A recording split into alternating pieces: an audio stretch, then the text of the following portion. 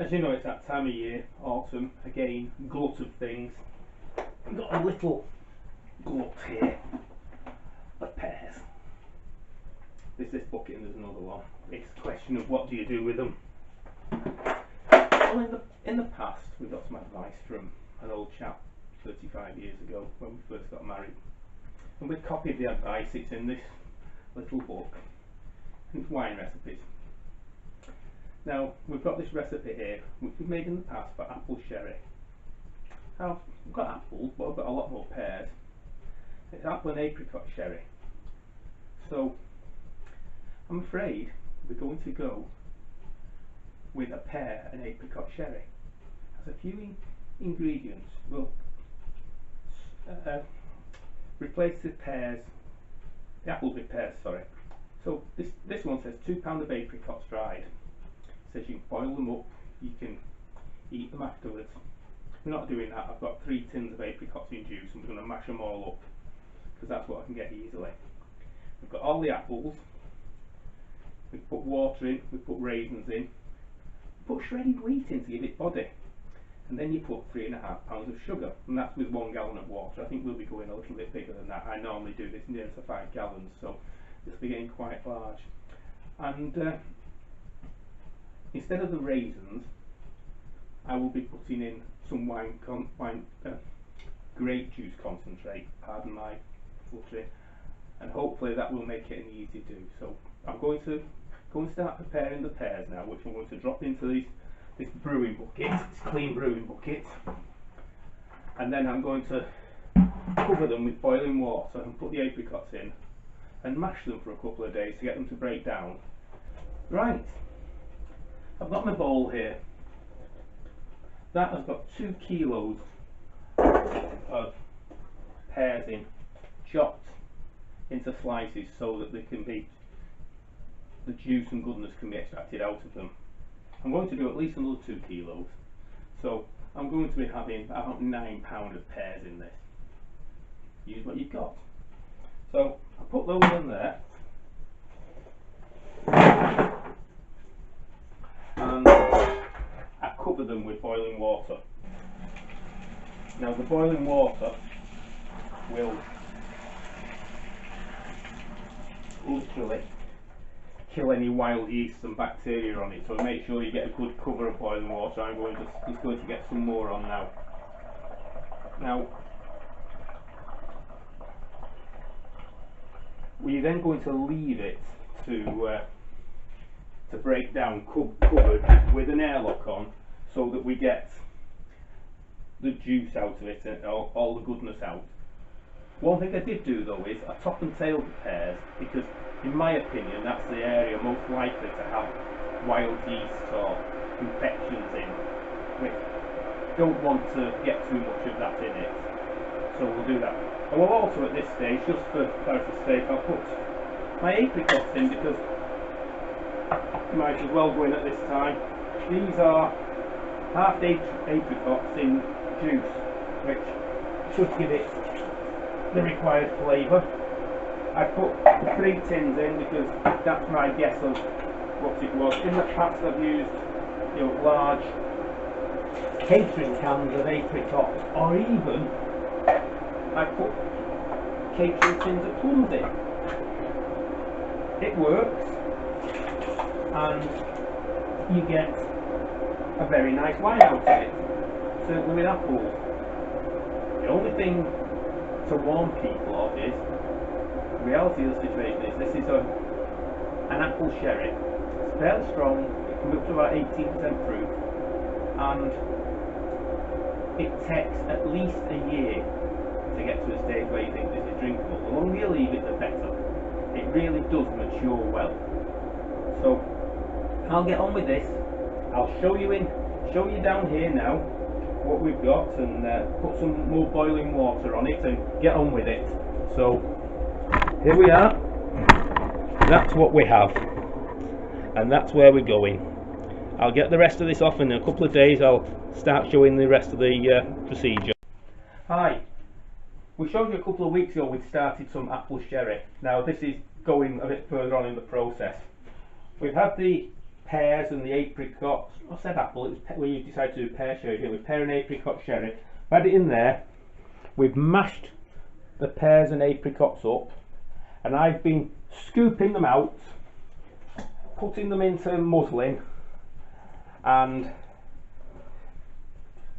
squeezing it. Now you can do this with a fruit press if you've got access to one. It's probably a lot easier, but I don't have one. There are certain places you can rent them, so I'll do this. I'll squeeze as much juice out as I can, which I will then put back into the fermenter.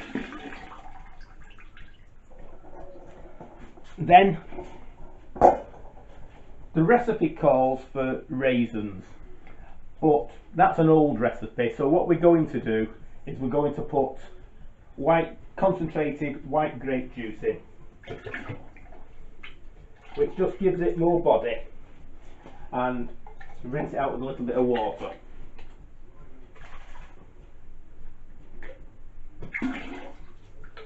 Now, having done that, we take a sample and we then put the hydrometer in, which actually tells you what level of alcohol it will ferment to. And this is, as it stands, quite low. It's, let me see if I can show it here. It's about 1%. You see it on this scale, shows you what alcohol you'll get out of it. The others show you the specific gravity. So you can read it all different ways. So what we've got to do now, since we want a decent strong one, we've got to put some sugar in. So what I'm going to do is, I'm going to put some sugar in. There are calculations you can use.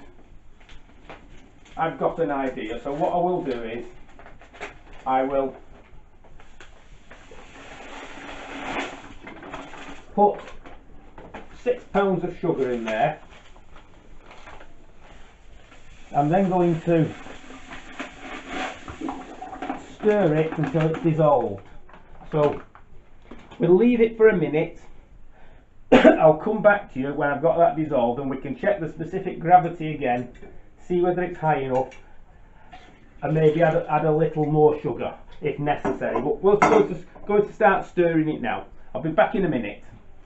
Right, we've got the sugar predominantly dissolved.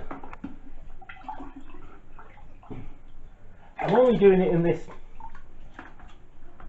testing tube because it's easier for you to see the results of it.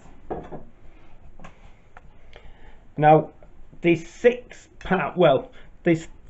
4 kilos of sugar in this. Now it's approximately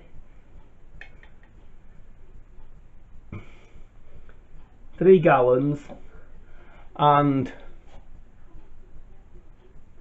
from what I can see, it's coming up at about there, which is around about 16% alcohol it will ferment out at.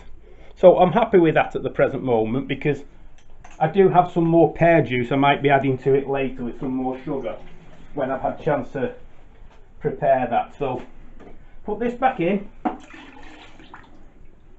All this got to be cleaned up afterwards, and then we'll get to the additions. The one odd one, Weetabix, 1 per gallon. Makes it a mess when you come to do it afterwards, but it does add body to the sherry. So we'll mix them in a minute. Well, we might as well do them now.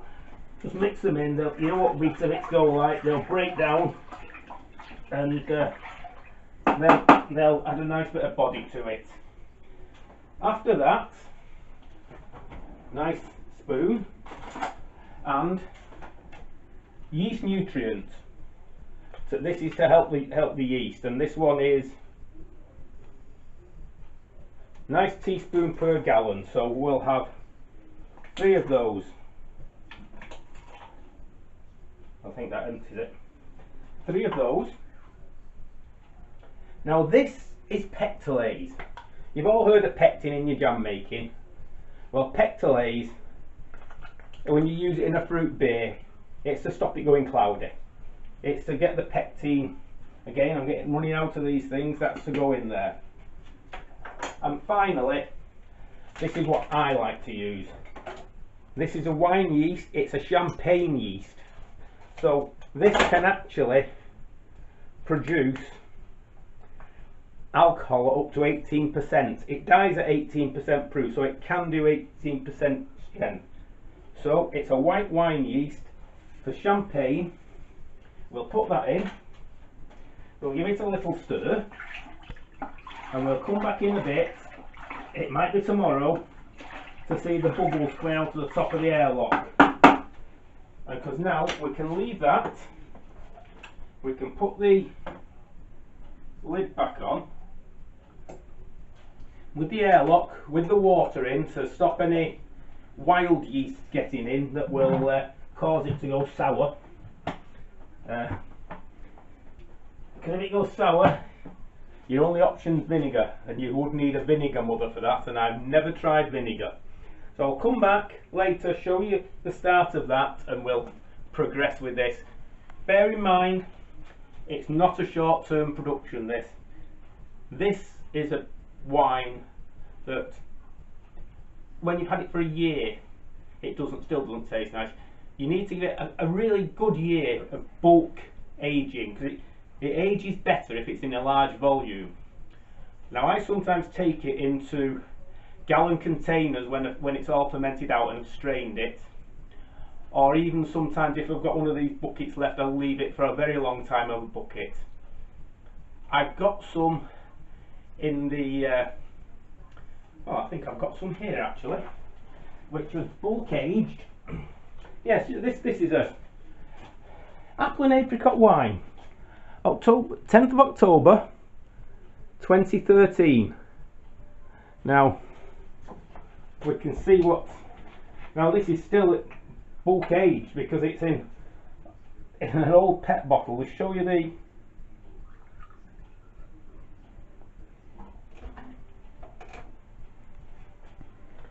as you can see that's a fine apple and apricot sherry, which